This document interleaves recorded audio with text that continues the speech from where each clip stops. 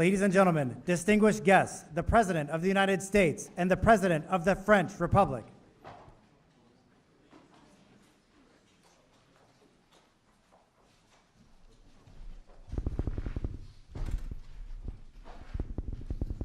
Everyone, please take a seat if you have one.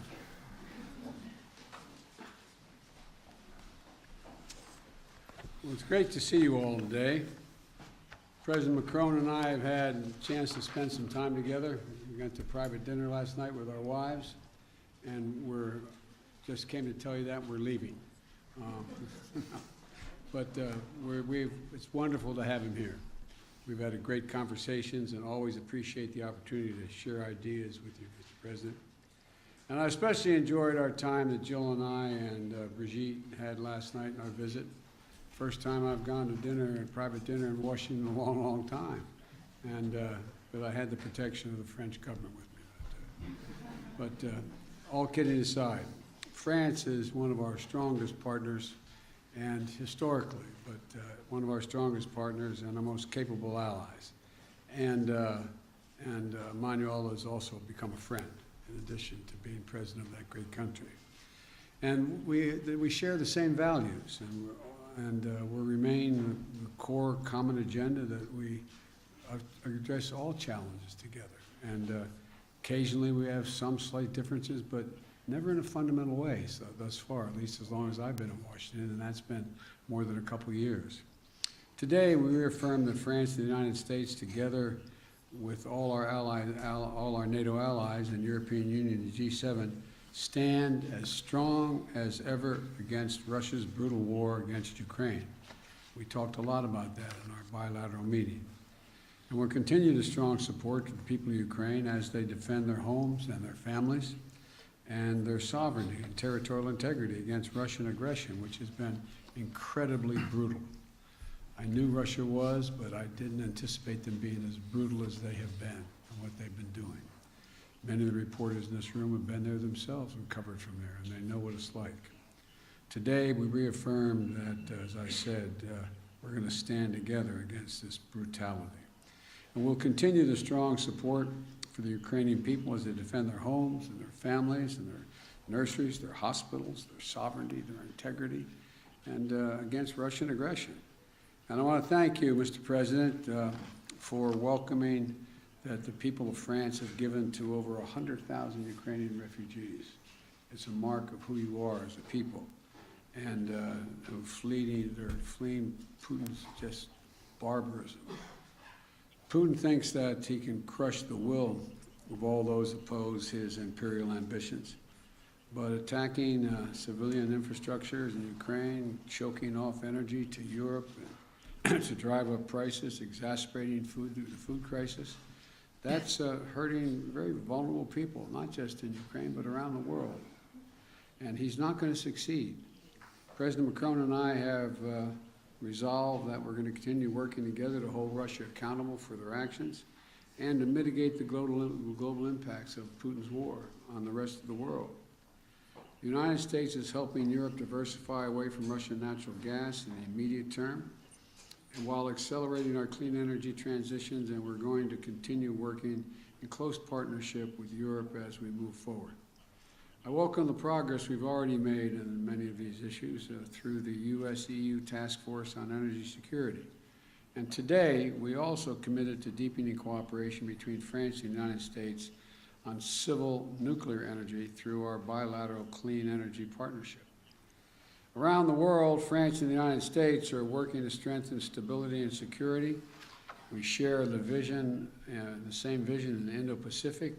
We're looking for one Indo-Pacific that's free and open, prosperous and secure. And we're going to continue to strengthen our cooperation to defend core international principles in the Indo-Pacific, including freedom of navigation and freedom of overflight. We're working together to support the Middle East that is more integrated, peaceful, and prosperous. And we want to particularly thank President Macron for his efforts to help bring about the historic maritime boundaries agreement between Israel and Lebanon. We also stand with the people of Iran. And then the French and the United States are working together and hold accountable those responsible for the human rights abuses to counter Iran's support for Russia's war and to ensure that Iran does not ever acquire a nuclear weapon. And as we in the United States are looking forward to hosting the upcoming U.S.-African Leaders Summit, President Macron and I understand Africa's influence and importance, and he has much to add. France has much to add. We're also going to deepen our engagement, listening to and working with our African partners to help strengthen the governance and security and economic opportunities across the continent and to tackle the global challenges of our time. Our partnership also extends to cooperating in outer space, from coordinating defense of our space activities to strengthening scientific efforts to monitor Earth's changing climate. And we had a detailed discussion of the Inflation Reduction Act. I know none of you are curious about that, but we did talk about that a good deal. The United States and Europe share the goal of making bold investments in clean energy to meet the challenges of the climate crisis and to build the industries of the future, including batteries and green hydrogen. We agreed to discuss practical steps to coordinate and align our approaches so that we can strengthen and secure the supply chains, manufacturing, and innovation on both sides of the Atlantic. We ask our teams to follow up on this part as ongoing U.S.-EU consultation continues, because we can work out some of the differences that exist. I'm confident. France and the United States are also leading efforts to strengthen the global health and global health security. President Macron falls on the World AIDS Day, and I want to particularly highlight our joint effort to reach our goal of ending the AIDS epidemic by 2030. That is a goal we set, a goal we're going to accomplish, and a goal we're sticking with. And to do it, we have all the tools we need. We just have to make finishing this fight a top priority for not just the two of us, but for other nations as well. And that's why I'm proud to take the baton from you, President Macron, and host the Global Fund's 7th Replenishment Conference this year, building on France's strong record of leadership. We've raised $15.7 billion with the United States and France as the two largest contributors to the Global Fund, and it's going to save millions, literally millions of lives. If I listed all the areas where cooperation between France and the United States were delivering meaningful progress, we'd be here until dinner time. But so let me just close by highlighting our long-term investment to deepen the ties between our people, particularly the U.S.-French Fulbright program, which celebrates its 75th anniversary and has facilitated thousands of exchanges between our students, our educators, over the last decades. It's been critical to our relationship. It's a key part of ensuring that the future of this vital alliance remains strong and vibrant for generations to come. So Emmanuel, thank you again for all that our nations are doing together in cooperation. My administration has built our foreign policy around the strength of our alliances, and France is the very heart of that commitment.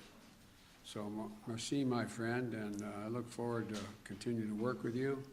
And as I used to say in the body I worked in a long time in the United States Senate, the floor is yours.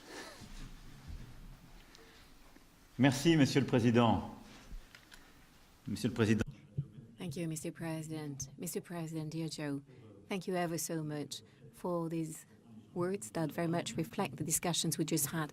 But most importantly, thank you very much for your warm welcome. And indeed, together with my wife, Brigitte, we were very pleased to share this moment together with you and your spouse last night. And let me tell you how honored and moved we are, both my delegation and myself, to be here, invited by you on the occasion of this first state visit by your administration. And regarding this relationship, we said it this morning, and you just said it again, this heritage is based on life sacrifice, on so much. And I would like to say that over centuries, every time there was something vital at stake, we were there, one for the other, without any doubt, without any hesitation, and this is very much what should structure the rest of it. It is this spirit that is prevailing in the current circumstances since last February, and I did not repeat what President Biden perfectly described. And dear Joe, indeed, you very much describe what we're doing together in Ukraine. We clearly condemn this war immediately. We led all the diplomatic actions to condemn this war, the war crimes committed by Russia on the Ukrainian soil, and we support both the Ukrainian army that is resisting, the Ukrainian population resisting as well. And please allow me here to very much thank the United States of America for all the support provided, because this war is impacting the European soil even more directly, and you've chosen to invest so much to contribute to this joint effort. In this context, our discussion this morning was an opportunity to confirm the initiatives we will be taking once again in the coming weeks and months to keep supporting, to strengthen our support to the Ukrainian troops and to enable them to resist. We also agreed to continue to work together to support the Ukrainian people, to help them resist, because we can very well see today that the Russian war effort is very much targeting the civilian infrastructure, bringing even more violence to try and make the Ukrainian people desperate and make it impossible for them to survive this winter. This is the reason why we decided to organize on the 13th of December a conference to support Ukraine, and very much would like to thank you for the close cooperation in preparing for that event.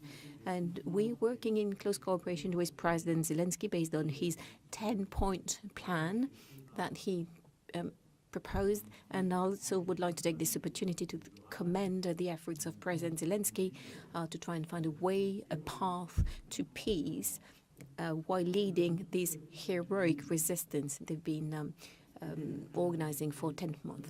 We always agreed, help Ukraine resist, never give up on anything in the UN Charter, prevent any risk of escalation in this conflict, and make sure that when the time comes, on the basis of conditions to be set by Ukrainians themselves, help build peace.